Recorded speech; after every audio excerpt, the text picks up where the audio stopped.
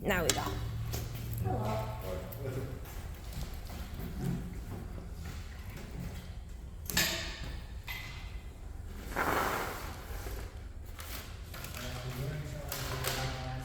Okay. Yeah, it's like, remember, you got your questions. This one. Just in case you saw like it. Don't forget. Mm-hmm. It's okay. You got it. Jen. Got it. So I looked at their stuff.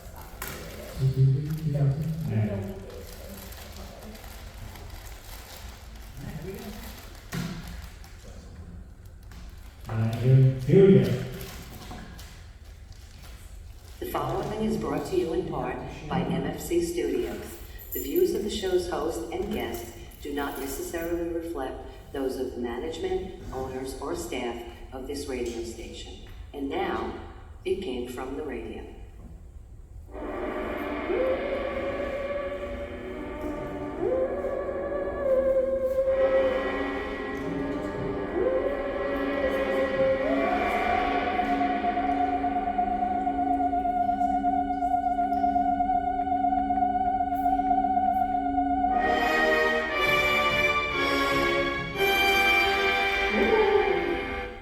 Yakata and welcome once again to a Came From the Radio facility in Big.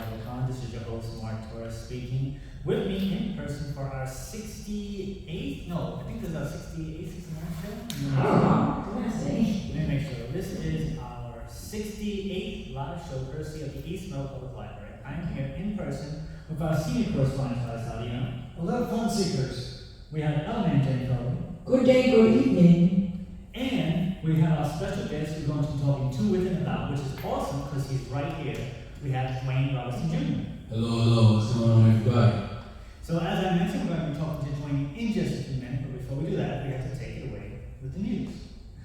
The news is brought to you in part by fine folks at Sci-Fi.radio. That's Sci-Fi for Wi-Fi. As well as the fine folks at the Big Apple Con, which we are the official radio show of, celebrating over 28 years of completeness and pop culture stuff. For more information, go to www.bigapplecc.com.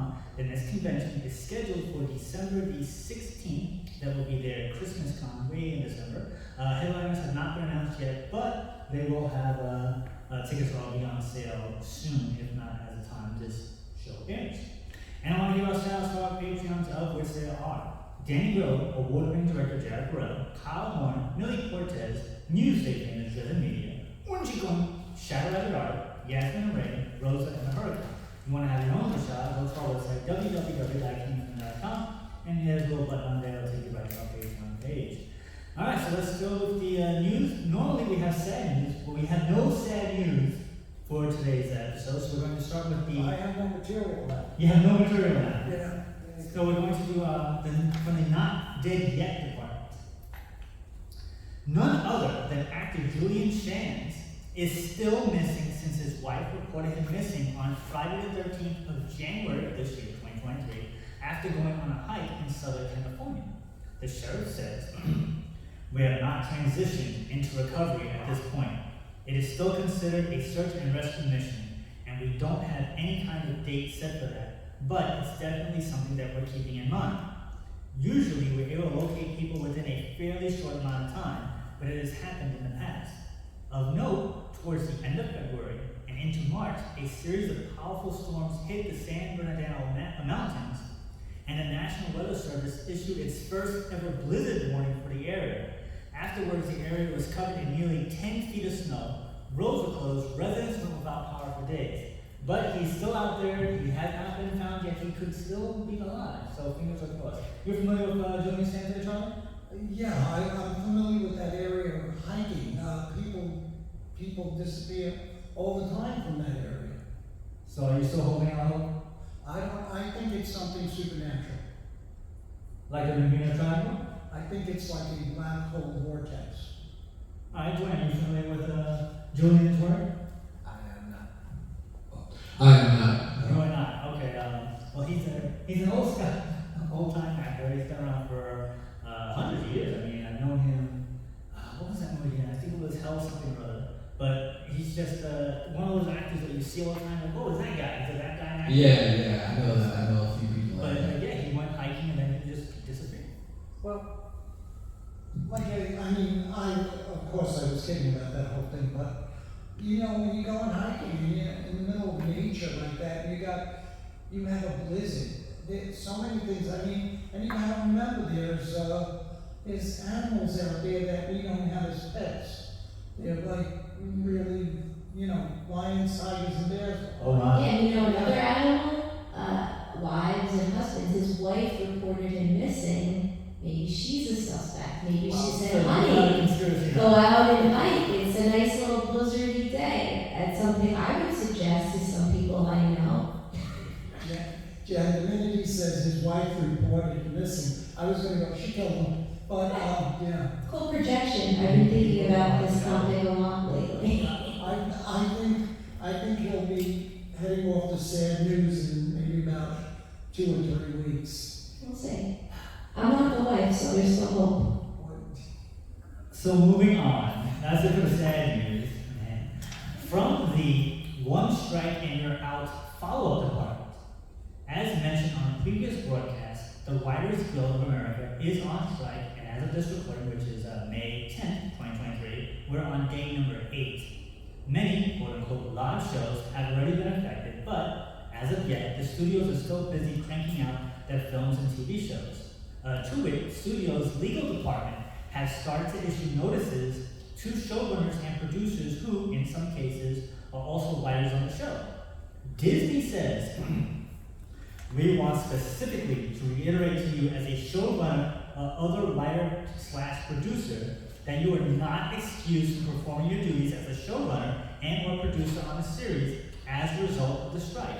Your personal services agreement with the studios require that you perform your showrunner and producing duties, even if the Writers Guild of America attempts to fine you for performing such services during the strike. Your duties as a showrunner and or producer are not excused, suspended, or terminated unless you are notified in writing by the studio.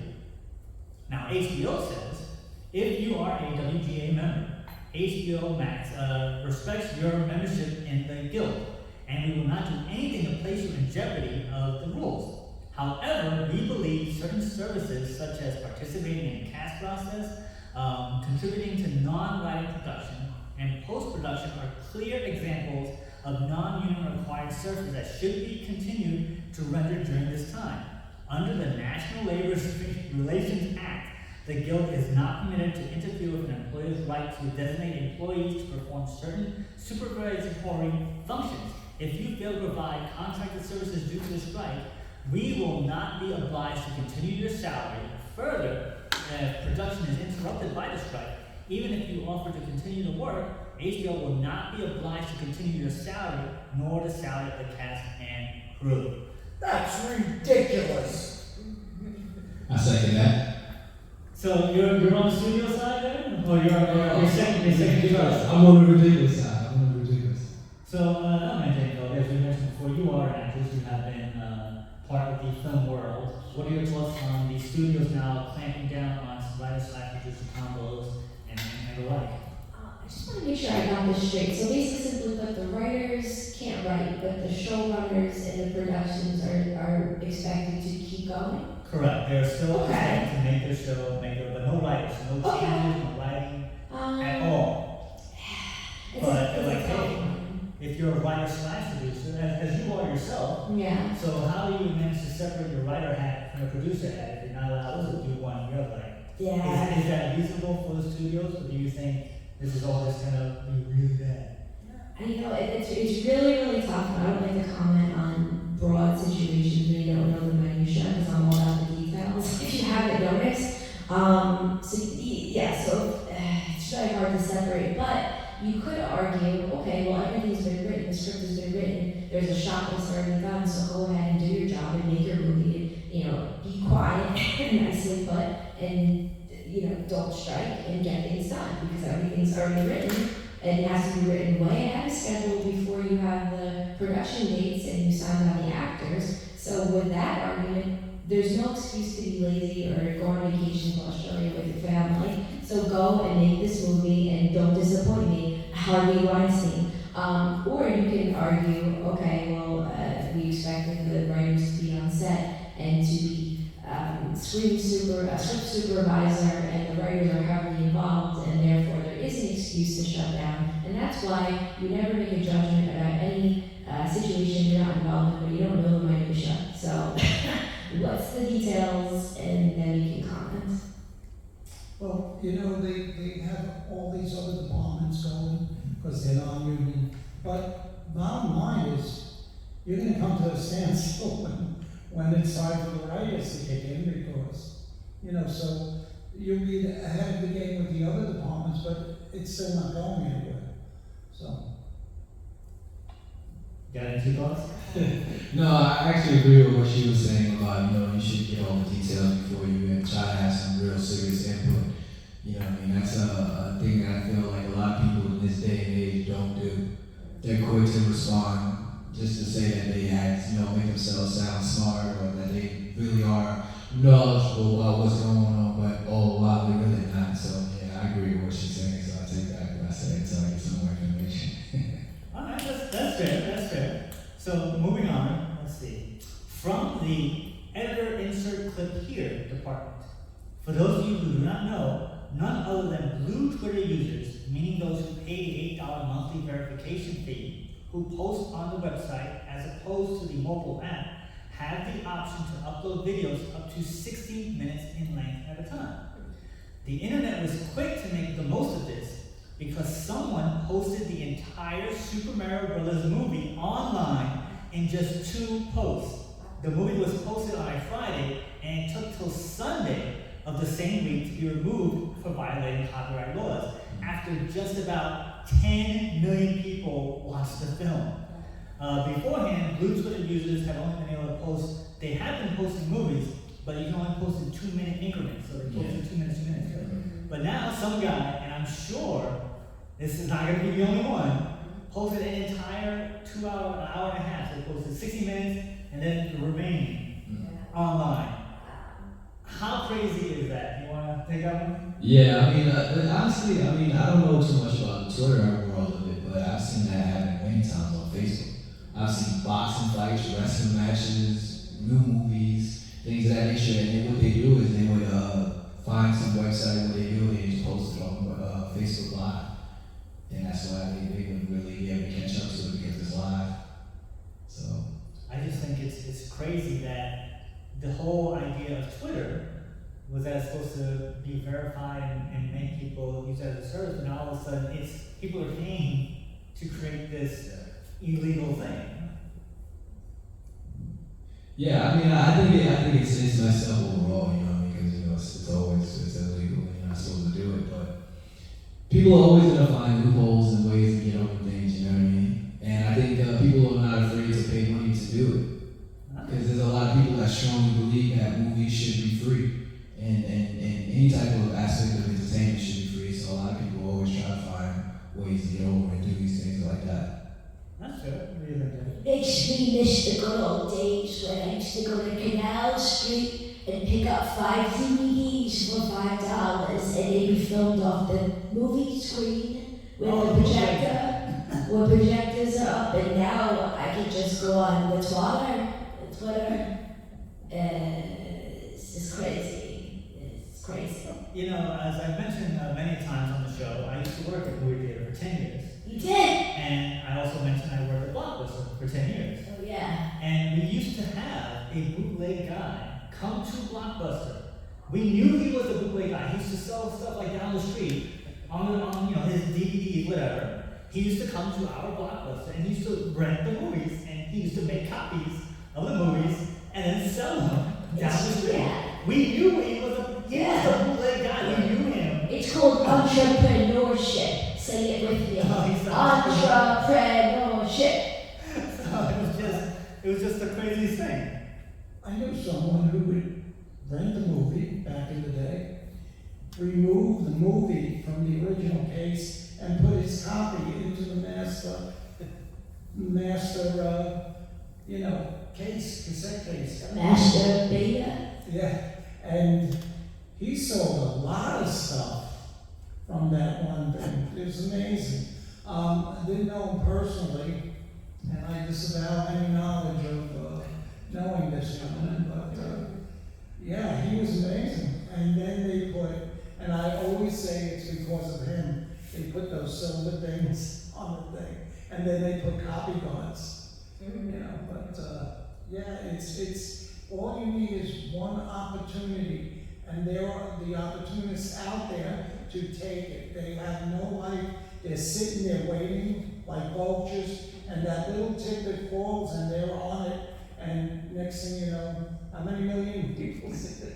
I just want to let you know, if you want to watch Avatar 2, just become a subscriber to my Twitter, and in 3 posts, you can watch the entire thing. So moving on, speaking of movies, from the That's a Lot of Nuts department. The new Guardians of the Galaxy movie has taken the #1 spot at the domestic box office, pulling in $118.4 million in ticket sales in its first week of release, knocking off the Super Mario Bros. Movie, which held on to the #1 spot for 4 weeks in a row. It now comes in at #2 with an additional $18.5 million. For those of you keeping track, the aforementioned Mario movie is still the highest grossing film of this year with $519 million and counting, followed by the new Avatar sequel with $283 million. Guardians of the Galaxy comes in at 7. Did you see Guardians of the Galaxy? I did. I actually saw it this weekend. Well, it's the only time you could have been. I saw it. I went to a new movie there. I went to the Alamo Draft House, and that was actually a cool experience, you know, because I never went to a movie there and had like eating the food like that, you know. So it was cool, but the movie was good. The only thing I didn't like about the movie, just a nitpick, a small bit, put my Ragnar's hat on, if you will, is that there was too many slow motion scenes, and every other scene there was a new song. I felt like I was in a musical at some point, you know what I mean, or a really cool rock concert. But other than that, you know, I agree. I think it was a really good movie, and I think everybody should go see it if you're a Marvel fan. So as a side note, we actually have pictures on our Facebook page of the Alamo in Brooklyn, right? Yeah. We went there, I actually spoke to the head, and he gave us a tour, and we went around and took pictures of everything. It's a really interesting place, especially that museum thing that they have. Yeah.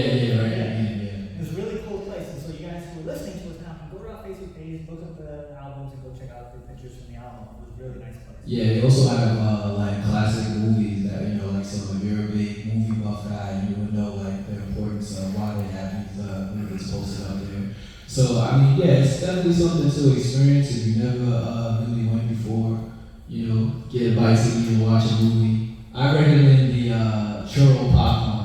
They give you a really big bowl of popcorn, and you can actually take it with you afterwards because it's really big. It's a really big bowl of popcorn, but it's really good though. So moving on, from the you can't keep a bad idea down follow-up department. As mentioned in February on our show, none other than MoviePass is making a comeback after a Chapter 7 liquidation and lawsuit. The company ceasing all operations just before the pandemic hit. MoviePass, for those of you who don't know, was a service that you paid, I think it was $10 a month, and you got to watch an unlimited amount of movies at the movie theater. And obviously that was a horrible business model because they were losing money left and right. The company lost tons of money. They were doing so many things to try to keep the company afloat. They borrowed money. They were trying to say that they were going to get advertising, they never did. And then the company collapsed. But as I mentioned, it was just before the end of the pandemic, so now they decided to bring it back. I didn't hear a single word you said.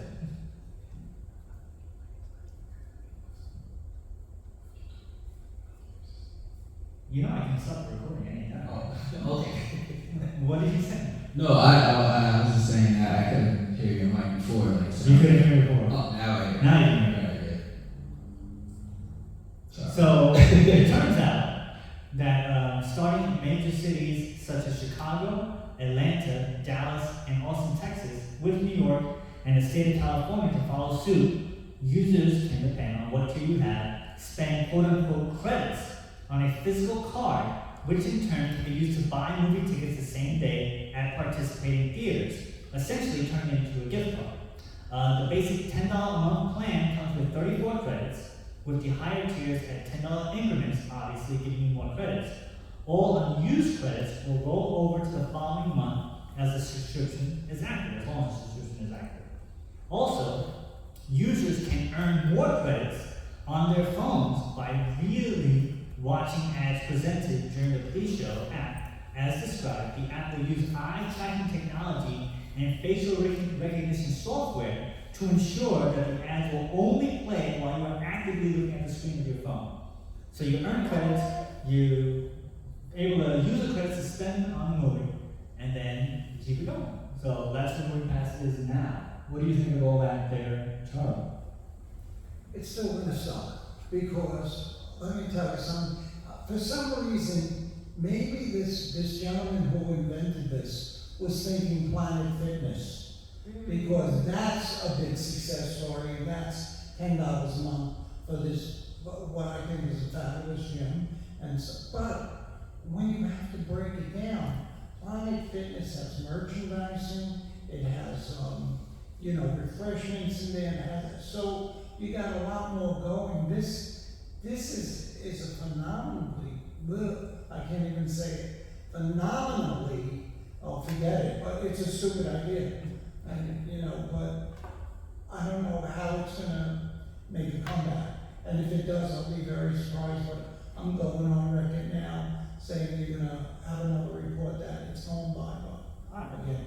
So, Jim, what do you think of the eye-tracking technology and using Right. it to watch commercials? I was just thinking about the CIA before we started the show, and how I probably went to college with someone who was in the CIA, because there's a lot of spies at American University. So perhaps this entire app isn't made for watching movies, but it's made for tracking individuals, because you're agreeing to have your face and your eyeballs looked at carefully. Perhaps this is more monitoring. I'm kind of being facetious, but I guess if you're okay selling out your privacy for some, popcorn and cheap movies, then go ahead. Dwayne, what do you think about that? Yeah, I think it's a little much. I don't even like the fact that now they have it in certain. I think it's only in AMC, but I feel that maybe other movie deals have it too, as well. They charge you extra money if you're just going to sit in the middle. Yeah, that's it. Yeah, so I think all of this is just. I understand that when you have a legitimate thing going on with movies, you want to try to evolve and make things interesting and find another way to make some money. But I think when it comes to movies, it's just gonna always just stay as you go to a movie theater, you buy a ticket, and that's pretty much gonna be the end all be all to it. I'm all for like the 40X and things like that, but charging and all these other things, it's unnecessary.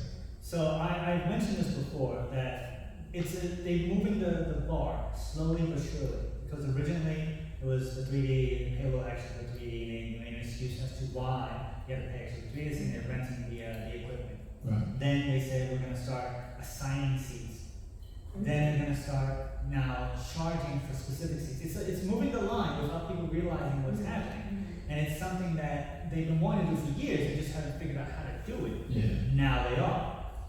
Yeah, I think eventually people are gonna catch on to it, and they're gonna be like, you know what? I'll just find a guy on Twitter that can post it two posts and just watch it on there, because nobody wants to spend a lot of money for movies all the time. You know what I mean? Well, that was the idea of Movie Pass. The guy was like, if you pay $10, we'll make the money back on subscriptions, as opposed to people actually going to movies. Because for some reason they felt that people who would pay the $10 would probably go to 1 to 2 movies a month, as opposed to when they're like, wait, I can pay $10 and I can see any movie I want. They want like 4 or 5 times a week. Yeah. And that was where everything fell apart.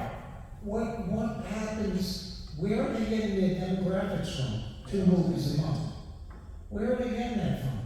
Because if you give somebody the opportunity to watch as many movies as you want, I'm going in there. I'm gonna set up a room, I'll pay rent. Or maybe they have a deal with the Skittles, or what are these, the candy companies. No, there was nothing like Because that. I could see candy companies and soda companies saying, just get these butts in the seats because they're going to buy all the sugar. We know all these diabetics want to sit around and watch movies and stuff their faces all day. So all you need to just get them in. So maybe movie passes. Well, that's where they said that they were gonna get money from, was the advertising and all these things, but they never did. And that's why the company went, whoo, and went belly up for chapter 7. Maybe the big owner is really the candy companies, and the candy companies and soda companies own movie pass. You're really on a conspiracy theory this episode. At the end of the day, don't trust anyone or anything. Alright, so let's see, we have one final bit of news. From the Never Say Never department, none other than Charlie Sheen and Chuck Lorre are officially back in business together No. with the announcement of Charlie's addition to the cast of Chuck Lorre's new HBO Max series, How to Be a Bookie, starring Sebastian Maniscalco. Maniscalco. Thank you. Sebastian Maniscalco. Yes, thank you. Yeah. In the lead role, the series has already received an 8-episode order and is described as a veteran bookie struggles to survive the impending legalization of sports gambling, increasingly unstable clients, family, co-workers, and a lifestyle that bounces him around every corner of Los Angeles, high and low. As this recording is once again May 10th of 2023, the role of Charlie is listed as a recurring character. So I know you were a big 2.5 Man fan, and being a Charlie, were you a fan of the one, the last not the last one? So what did you think of the whole thing of him leaving? Well, Chuck Lorre, anything he touches turns to gold. So I think this is, if Charlie doesn't go off and drink Tiger Milk and start with his winning things again, I think it'll be one of the best series he ever had.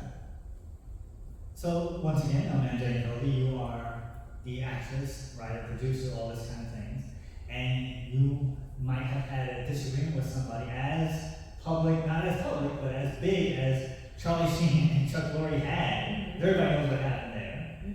Is that something you'd be like, I will work with this person again, or is like, I'm done, I can't believe this is actually happening? Everyone has a price. And sometimes hitting rock bottom straightens people out. And perhaps having AIDS publicly was part of Charlie Sheen's rock bottom that can turn him around. Or maybe he can never be turned around and turned into a submissive enough actor that can follow directions. Because as an actor, you do have to have some side of you that's submissive and follows directions to go along with your director. Hence, I'm here, and you're my director right now, and you said to get here at a certain time, and I said, okay, and I got here 4 minutes later, because I'm obviously incapable. So is he capable? And also, is he going to submit to the rules and regulations? We will find out. You have a thought on it, Dwayne? I just want to say I love the honesty, though. You know, I love the honesty. But well, I don't know. I feel I don't know. With Charlie Sheen, I feel like he's somebody that's probably never really gonna change his ways. He's probably too old for it. I think he'll probably, play ball a little bit, but he'll still have his personal life, and I think he'll maybe try to do a little bit better effort to keep it personal and not out there in the world. But I think he's still gonna do what he loves to do. You know what I mean? He's living his life. Alright, fair enough. So, Well, his daughter's on OnlyFans, so maybe she'll take the throne, and he can play the dad role.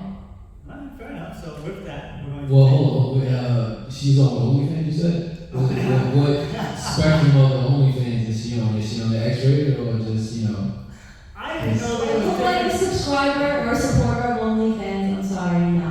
I didn't know there were different levels. Somebody said that's it. Because OnlyFans, when it first started out, it wasn't just all about, the X-rated stuff. It was other things that she could do. Like someone figured out a way, to make money a faster way by doing it that way, and that's how it really exploded. Because at the beginning, it was really just like a membership, like a normal thing. It's like, hey, if you want to learn how to be a photographer, I'll put these packages to you, and it's almost like Kickstarter in a way. Not like Patreon. Or Patreon, yeah, exactly, like that. And that's how it kind of was. But someone decided, hey, I can make money doing something else, and OnlyFans was like, oh, okay, we're not going to stop you. And So there you go. Is there a Dwayne Robinson Jr. OnlyFans that we should know about?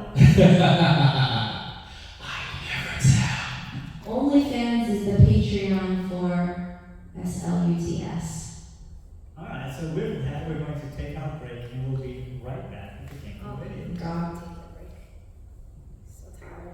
Hey everybody, this is Todd McFarlane of the Record-Setting Spawn comic series. And if you're looking for any kind of cool conversation about creators, about entertainment, about all that good stuff, you go to It Came From The Radio. You're listening to the right spot. This is Quentin Flynn, a popular voice actor known for Axel, Jamal, and Raiden from the Metal Gear series. And you're listening to It Came From The Radio. Stick around. Hey, I'm Mike Kingston, the writer and creator of Headlocks. And I am WWE Hall of Famer Jerry the King Lawler, and guess what you're listening to? You're listening to It Came From The Radio! Hi, this is Amy Jo Johnson, writer-director from the film The Space Between, and you're listening to It Came From The Radio. Meet Grimlock having fun on It Came From The Radio! Meet Greg Berger also. Now, back to our show. And welcome back to the King from Radio. So we're doing our time here for our 68th live show, courtesy of the East Mobile Library, where they have tons and tons of programming. Most of it's free, and one of it is our show. We are the second Wednesday every month, and our next live show will be on Wednesday, June 14th at 7 p.m. Any information, you go to www.eastmail.info, and the library is tons and tons of things that are free for people to join. I'm here with our elementary. Hello. I'm here with we're going to talk about Dwayne Jr. Hey, what's going on, everybody?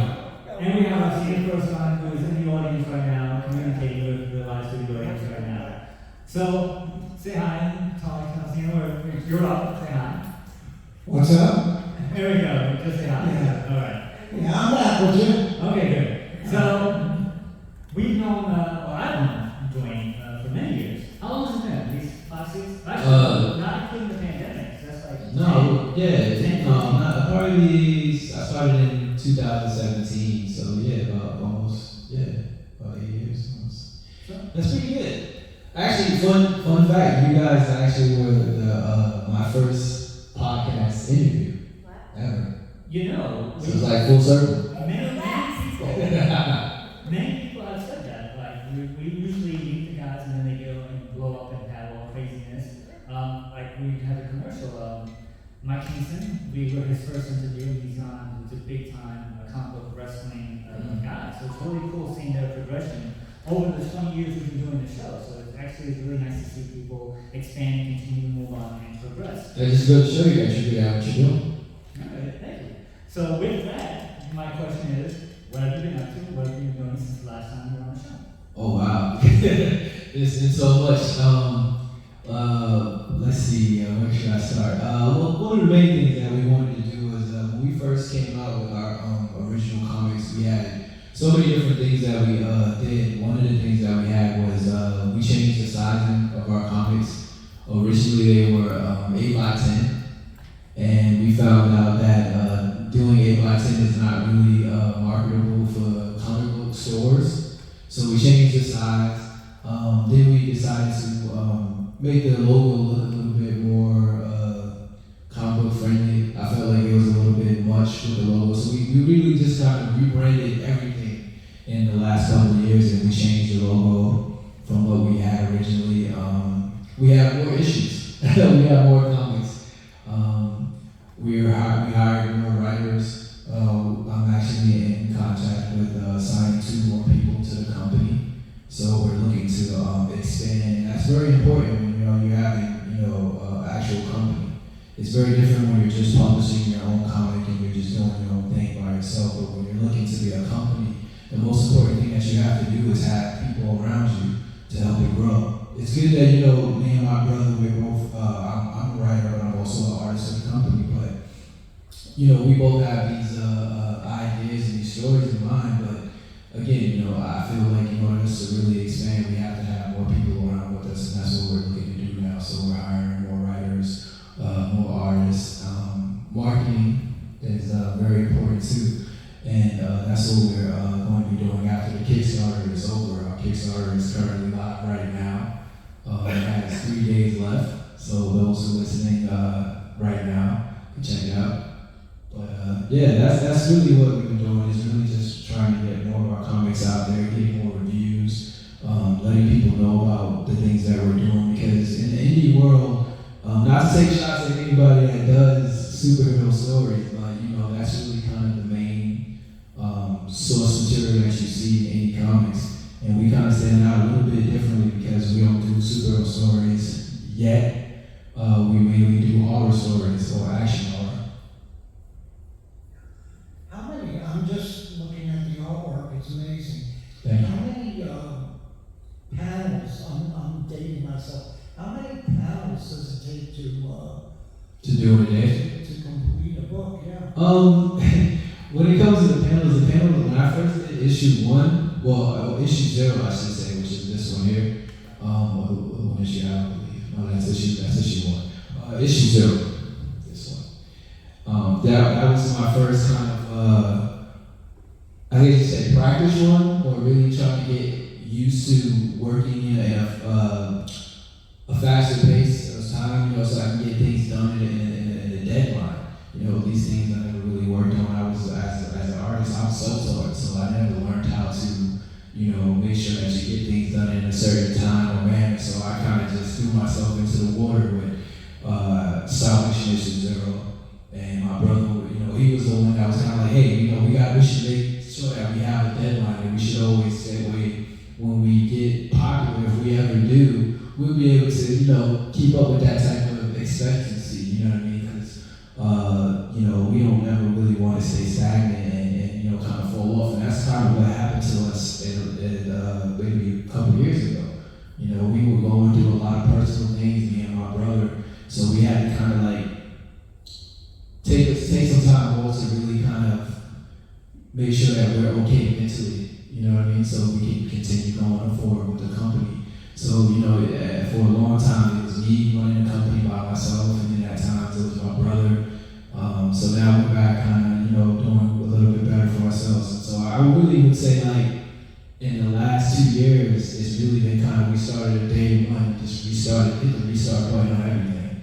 And that's what we did with the comics. When we had the original ones, we looked back at it, and it was like, you know, the stories are good, people are liking what we're saying, but like we felt like we could add more into the older issues. So we were like, well, since we're going to rebrand and restart everything, let's just go back and add things or change things. So that's what we did with the older issues, and then that way when we make our new ones, it just feels a little bit more streamlined, and we can say, okay, these are good, and we didn't have to look back and go, oh man, you know, I wish we added this or we said this in the past issues. So that was really important to us. And now that we're on the right spots and learning from our mistakes, which is really important more than anything, that's what we're doing. So when it comes to answer your question, I know I was rambling, I'm sorry, but but to answer your question, now it doesn't really take that long. I would say 1 page, not just the panels itself, but just 1 page. I can do that in a day and a half, depending on how many panels it is. So if it's like a short panel, like maybe it has like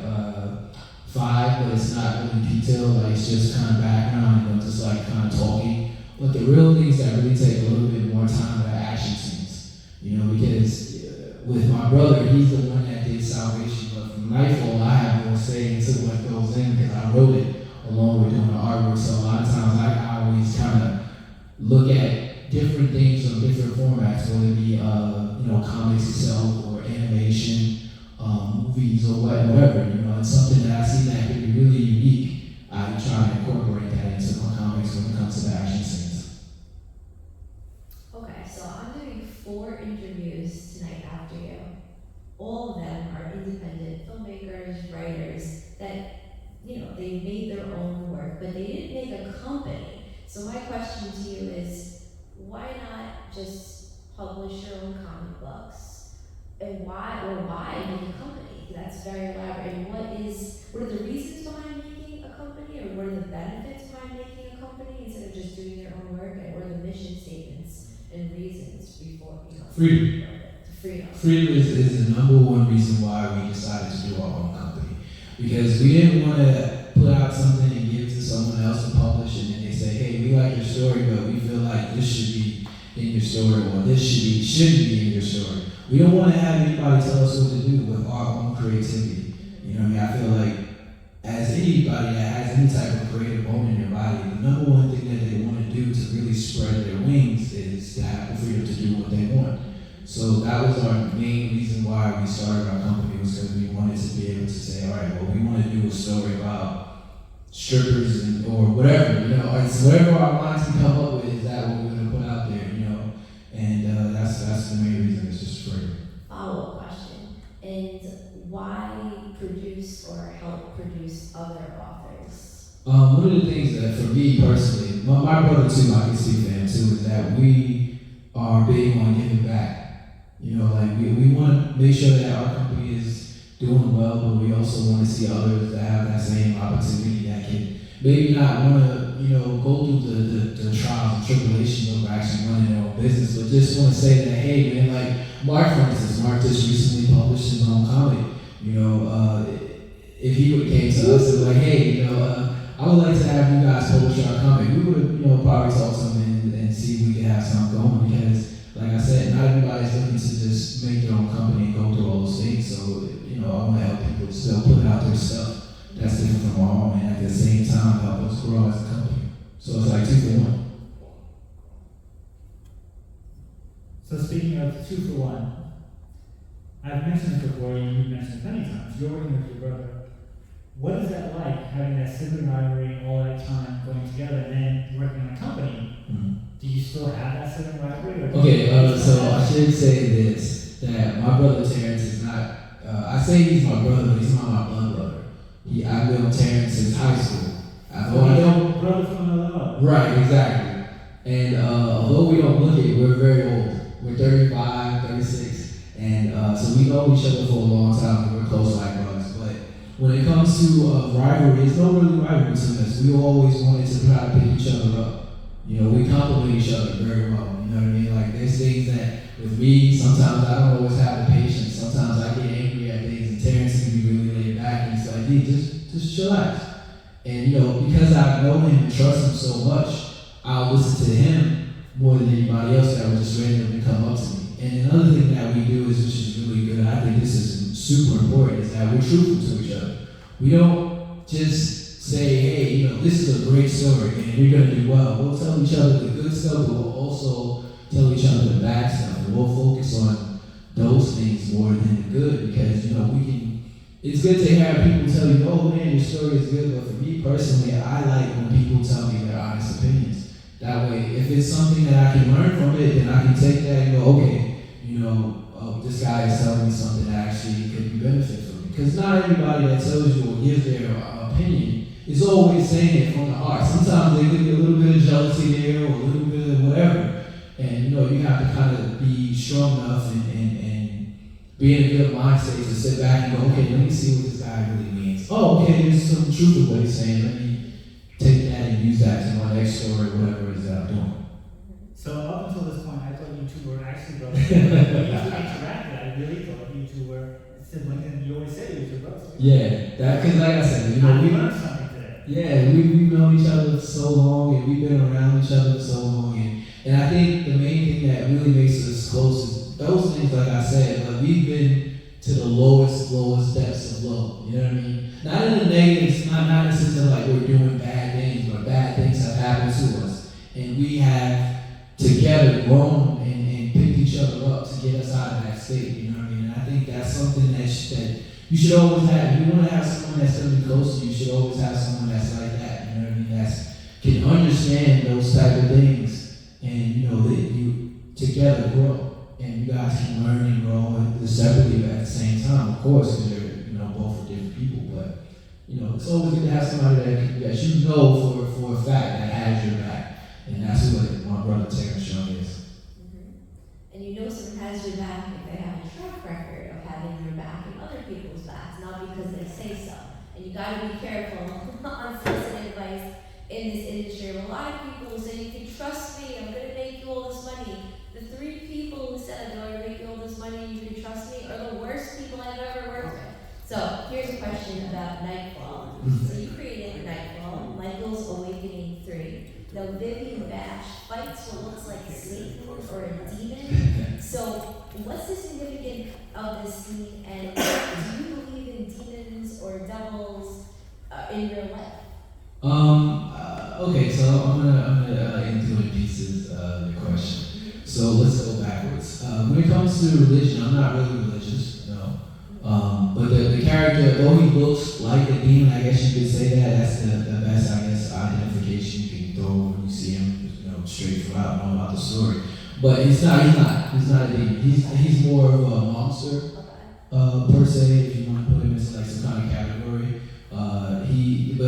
That's the cool thing about the Nightfall story is that it doesn't just throw in a new character without you not really knowing anything about him. It gives you a quick little backstory.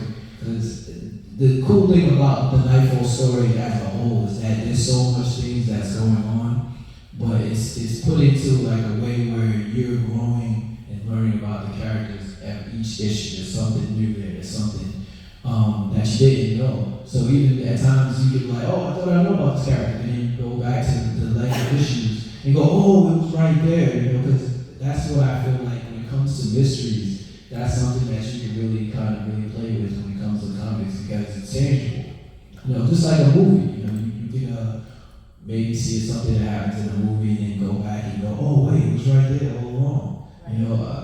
My best reference to that is the movie Sword. In the first one, when he's telling you all these things that's going on, and then he reveals who the main villain is, the guy who was standing there dead the whole time. And that's kind of what Nightfall is. It has like little surprises in it, along with Easter eggs as well, especially in the first issue. So do you believe in demons? No. I believe in evil. I'm more of a, I don't know. I always feel like I believe in a higher power, but I believe that evil is around us, and it has many different forms. But I don't really subscribe to necessarily like demons, if that makes any sense.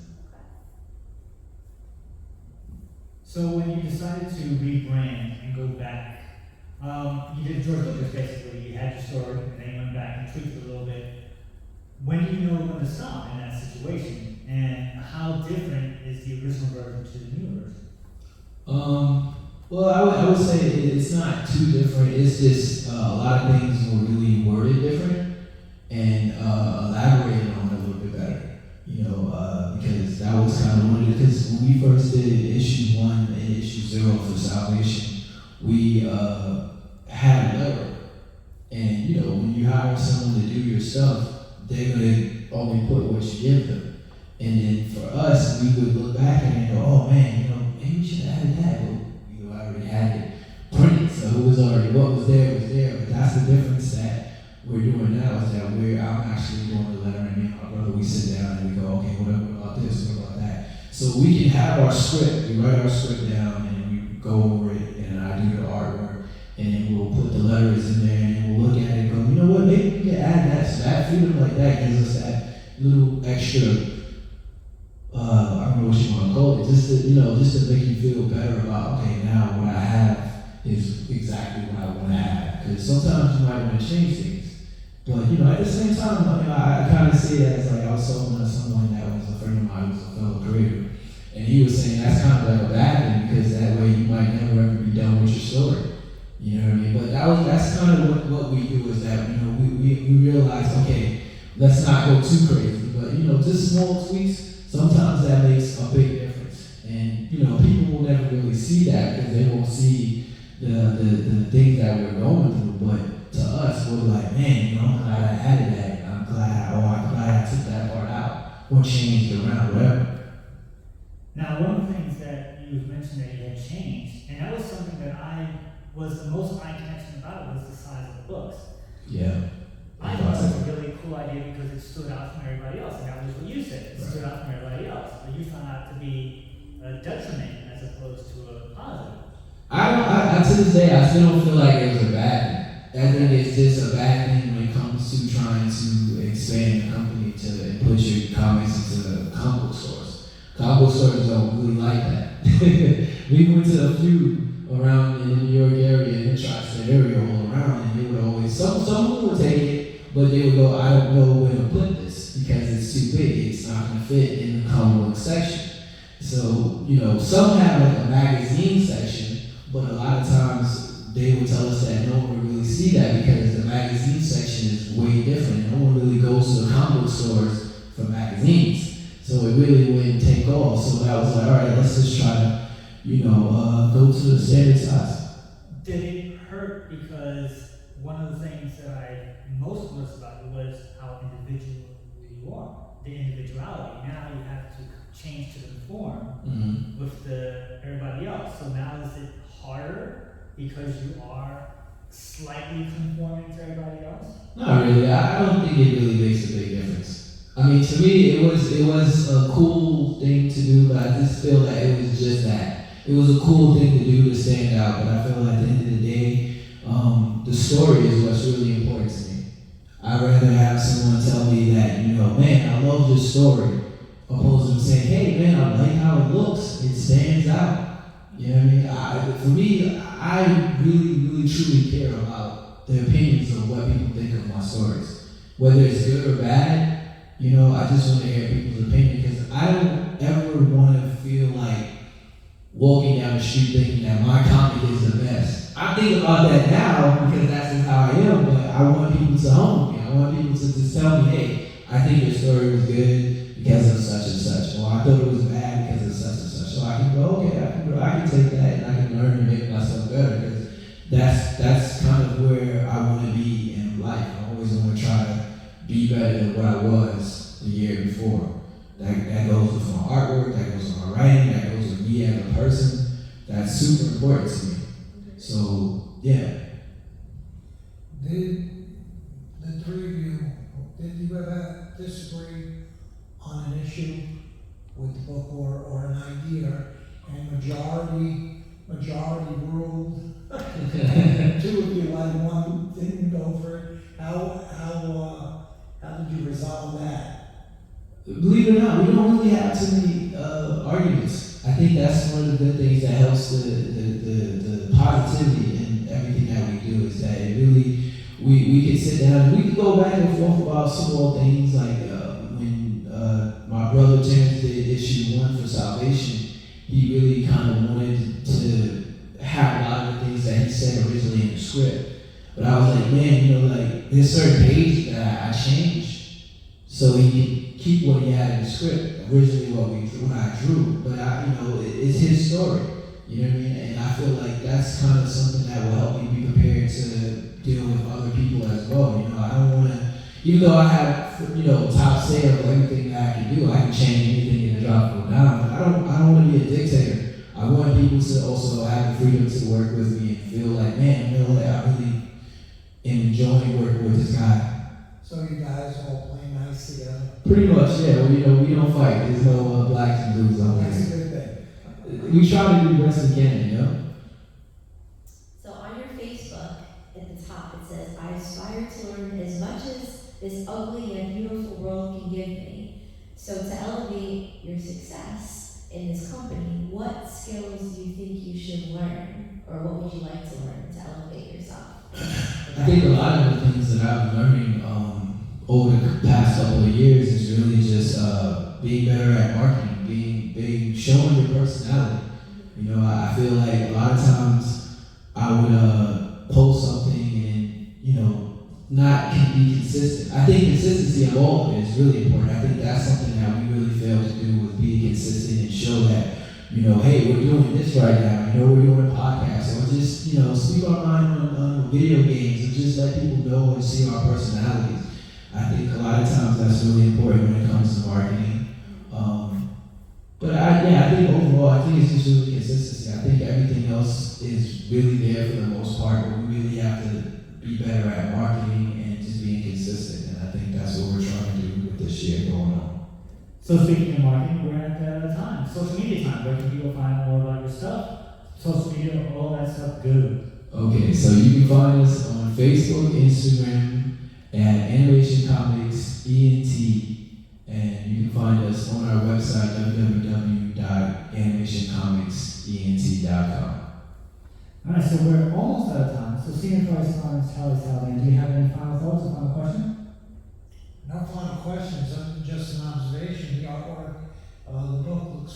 fabulous, the artwork is fabulous, and I would look into this, definitely. Yeah, so all of our comics are $5, and digitally they're $3. Well, also you can check out in our shop section, we also have other merchandise like t-shirts, hats, sneakers, book bags, and more. So what do you have the idea for that type of marketing explosion to do instead of just comics and merchandise? Yeah, because I think one of the things that we really wanted to do was that, you know, we realized that not everybody likes comics, but there are still people that want to support us. So, you know, why not have a t-shirt that they can buy or a hat, you know, things like that they can still help support the company in whatever way they feel that they want to. Give people options. I think options is always a good thing. And Jennifer, do you have any final thoughts? I'd like to hear some of these as an audiobook format. It'd be really cool. Yeah, one of the things that people always say is that we should probably do like a podcast ourselves because they always think that I have a voice for it. But one of the things that we really want to do is kind of do like not necessarily an audio book, but just have like the voices and sort of like a semi-animation kind of thing going on YouTube. That's what we're trying to put together now. So now we'll leave it to you. Do you have any final thoughts for our listeners?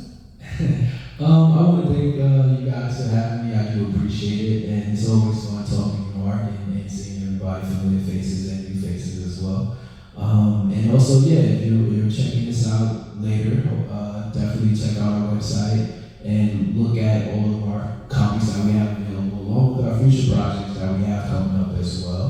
And just follow us on all of our social sites to, you know, keep up with what we got coming up, because we have so much coming up, and I'm super excited about it. So with less than a minute to go, everything's horror-based. Is the new stuff also going to be horror-based? No, that's one of the super cool things that we're going to be doing. We have a lot of horror-based stuff, but one of our next comics is actually going to be an over-the-top comedy called Brook City. It's actually starring me and my brother, aka Terrence Diggs and Showtime. The way I describe Brook City is basically in Family Guy and Boondocks had like a love child.